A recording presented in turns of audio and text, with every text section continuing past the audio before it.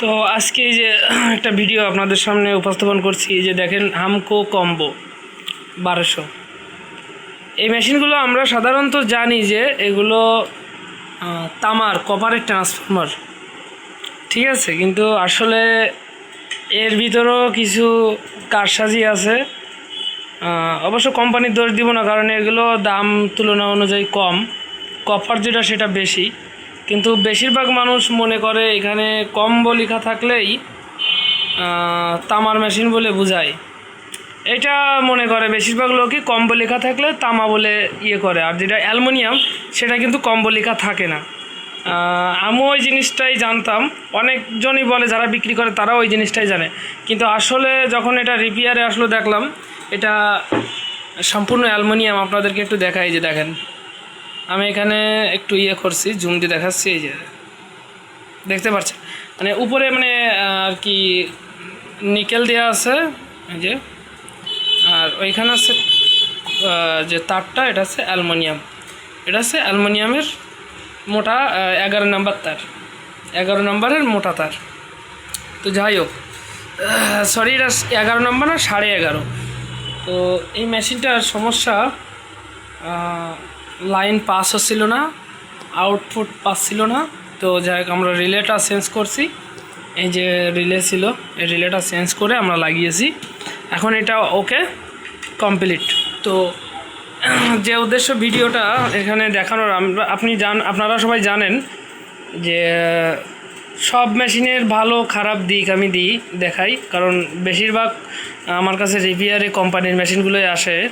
তো অনেক কোম্পানির মেশিন আমার কাছে রিপেয়ারে আসে, আমি আপনাদেরকে ভিডিও দেই, আপনাদেরকে দেখাই, যেটার কোয়ালিটি যেমন বাস্তব আমি সেইভাবে উপস্থাপন করি। তার জন্য কিছু বলদ আছে যারা দালাল কোয়ালিটির, মানে দালাল যারা আর কি, তারা তো মনে করেন যে ধরেন এই কোম্পানির দালাল যে গোটা আছে, এই যে মেশিনের সম্বন্ধে যদি আমি খারাপ বলি তাহলে কি করবে, তারা এখানে কমেন্ট করতে চলে আসবে, বাজে মন্তব্য করতে আসবে। আমি তো ভাই কোনো দালাল না, আমার তো যেটা উদ্দেশ্য পাবলিককে সচেতন করার। তো এই মেশিনটার ভিতর কি কি আছে আপনাদেরকে দেখাই। যদিও আমার এই হামকো কম্বো মেশিনের ভিডিও আরও আমার এই ফেসবুক পেজে আছে। তো আমি একটা মাদারবোর্ড হাতে নিয়ে দেখাচ্ছি, এখানে লাগানো থাকে। এই যে মাদারবোর্ডটা দেখতে পাচ্ছেন, এটা সেম মাদারবোর্ড, এটা অবশ্য পুড়িয়ে গেছিলো। তো প্রথমে বলবো এই মাদারবোর্ডের যে ভালো দিকটা, সেটা হচ্ছে এই মাদারবোর্ডটা SMD না, এবং খুব ভালো মানের মসফেট তারা ব্যবহার করছে এই হামকো কোম্পানির, ঠিক আছে।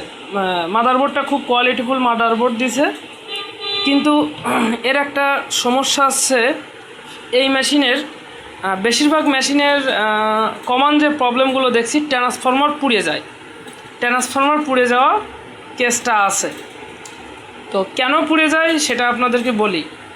চার্জিং, এর যে চার্জিং প্রোগ্রামটা করা, এটার চার্জিং 14.50 হিসেবে এটা কাট হয়, এবং কাট হওয়ার পরে এটা টিকালিং চার্জিং অনেক সময় ধরে থাকে, যে কারণে আপনার ব্যাটারিতে তো ইয়ে পড়বেই, মানে একটা প্রভাব পড়বে।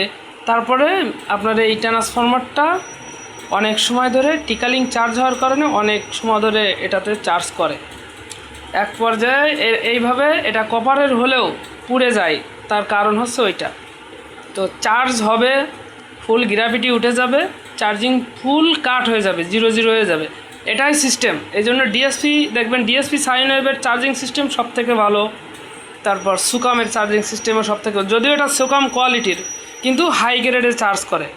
তো ডিএসপিতে কি হয়, ডিএসপিতে চার্জ হয়ে যাওয়ার পরে ফুল কাট করে দেয় 0। তারপরে আবার একটা যখন লো লেভেল লিমিট করা থাকে, সেই লিমিটে আসলে আবার চার্জিং ধরে। জাস্ট আপনাদের ফ্রিজ যেমন তেমন, যখন ঠান্ডা হয়ে যায় বেশি তখন ওটা অফ করে দেয়, যখন ঠান্ডা কমে যায় আবার ধরে। তো সিস্টেমটা এরকম হওয়াটাই সঠিক, তাহলে ব্যাটারির লাস্টিংও বেশি এবং মেশিনটাও ভালো থাকবে, কারেন্ট বিলও কম আসবে। কিন্তু এগুলোর কি করে, এগুলোই খুব হাই ইয়েতে চার্জ করে, যেমনটা আপনার রহিম আফরোজের মেশিন আছে, মাইক্রোটেকের মেশিন আছে, এইগুলোই।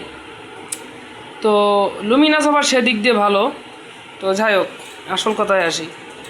তো এই যে ট্রান্সফরমার, এই ট্রান্সফরমারটা অ্যালুমিনিয়ামের ট্রান্সফরমার, তারা কোম্পানি অ্যালুমিনিয়ামের ট্রান্সফরমার দিয়েছে। এখন বিক্রি করার সময় কাস্টমারকে কি বলে বিক্রি করে ওইটা আমরা জানি না, আমি কোনো দিন কিনতেও যাইনি। তো এই কাস্টমার কিনছে, ওরাই জানে ভালো। তো সব দিক দিয়ে মোটামুটি এটা এসএমডি না, মাদারবোর্ড অনেক খুব কোয়ালিটিফুল মাদারবোর্ড, এটার খুব ভালো। তবে প্রোগ্রামের চার্জিং বিষয়টা যেটা বললাম আর কি। আর ট্রান্সফরমার ইনারা যে ওয়াটটা দেয়, কপার যে ট্রান্সফরমারগুলো আছে, এদের ওয়াটটা মোটামুটি ক্যালকুলেশন ভালো।